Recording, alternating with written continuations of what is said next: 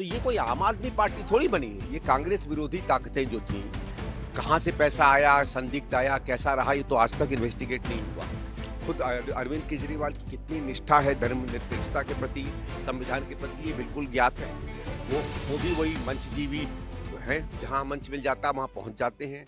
Sir, आम आदमी party कैसे एकदम से बनती है या फिर राष्ट्रीय पार्टी बन जाती है? दिल्ली नहीं, पंजाब, गुजरात, गोवा तक में कांग्रेस को भारी चोट पहुंचाती है। कांग्रेस क्यों बेबस हो गई? नहीं, बात बेबस की नहीं थी साहब। एक वो माहौल बना था 11, 12, 13 में। सबको मालूम है झूठ पर, प्रचार पर, पैसे पर, आरएसएस के जोर से, अब उसमें विदेशी धन की भी आजकल खबरें आती हैं, ये बना। और आम आदमी पार्टी को इन लोगों ने, इन ताकतों ने चिन्हित किया कांग्रेस को कमजोर करने के लिए। तो ये कोई आम आदमी पार्टी थोड़ी बनी है, ये कांग्रेस विरोधी ताकतें जो थी, कहाँ से पैसा आया, संदिग्ध आया, कैसा रहा, ये तो आज तक इन्वेस्टिगेट नहीं हुआ। इन लोगों ने मिलकर कांग्रेस को कमजोर करने की कोशिश की। अब कभी होता, उस समय हम वैसे भी कमजोर हो रहे थे, जो हमारा पूरा का पूरा था, लेकिन उसके बाद से सतत कांग्रेस का प्रयास रहा है। धीरे धीरे लोगों ने भी इन राज्यों में तय किया है कि ये लोग कौन है, केवल वोट कटुआ पार्टी छोड़ के और कुछ नहीं है। जिस तरह के लोगों ने उनको टिकट दिया, उनसे भी वो भी भाग गए। अंदर में रोज कलह होती है, कभी शराब के ठेकों में पकड़े जाते हैं, कभी जमीनों के मामले में पकड़े जाते हैं। पेपर लीक में तो आप देख लीजिए, पंजाब में इस देश से बुरा हाल है।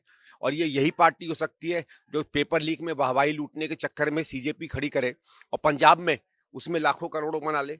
तो ये तो दोमुहे लोग हैं, इनका कोई भरोसा नहीं कर सकते। मुझे पूरा विश्वास है धीरे धीरे देश की जनता समझ रही है ये पार्टी क्या है। हालात ये भी हो गए कि कांग्रेस और आम आदमी पार्टी ने मिलकर लोकसभा चुनाव भी लड़ा, लेकिन आपने भी उसका वर्चस्व स्वीकार कर लिया, जबकि उस पर आरएसएस के समर्थन का आरोप लगता है। नहीं, देखिए, ये हमेशा था, लेकिन 2023-24 में एक दूसरा माहौल बना था।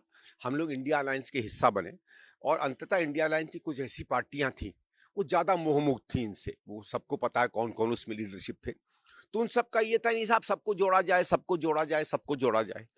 तो ये, क्योंकि आप देखिएगा अक्सर ये बात चलती है, कभी कभी हमारे इंडिया के घटक दल भी कहते हैं कि कांग्रेस हमेशा बड़े भाई की तरह ज्यादा जोर दबाव करती है। तो हमारे नेतृत्व ने भी सोचा कि नहीं भाई, किसी का मन है, कर लेते हैं। इसलिए दिल्ली में एक गठबंधन हुआ, जबकि पंजाब में तो वहां की यूनिट बिल्कुल क्लियर थी। तो ठीक है, कभी कभार ये चीजें हो जाती है। देखिए, उनका आरएसएस से क्या संबंध है वो तब भी पता था, आज भी पता है। खुद अरविंद केजरीवाल की कितनी निष्ठा है धर्मनिरपेक्षता के प्रति, संविधान के प्रति, ये बिल्कुल ज्ञात है। वो भी वही मंचजीवी है, जहां मंच मिल जाता वहां पहुंच जाते हैं। धन का इनके पास अपार भंडार है, इन चीजों का इस्तेमाल करते हैं।